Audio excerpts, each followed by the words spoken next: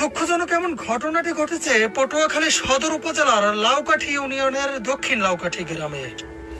অবহেলিত বৃদ্ধা মায়ের দুই সন্তানদের কাছে এ বিষয়ে জানতে চাইলেও তাদের কোথাও খুঁজে পাওয়া যায়নি। 10 মাস 10 দিনের তীব্র কষ্ট, প্রসব বেদনা, নিজে না খেয়েও সন্তানকে খাওয়ানো, ছোট থেকেই আদর যত্নে সন্তানদের শখ আহ্লাদ পূরণ করে বড় করা, এত ত্যাগ স্বীকার করেও মা নামক জান্নাতের টিকিট কি শেষ বয়সে এসেও একটু যত্নের ভাগীদার হতে পারেন না? অবশ্যই সন্তান হিসেবে আজীবন মায়ের প্রতি আদর যত্ন ও ভালোবাসা আমাদের নৈতিক দায়িত্ব ও কর্তব্য।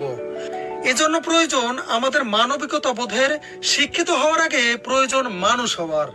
তবেই পৃথিবী হবে আরো সুন্দর, শান্তিময়।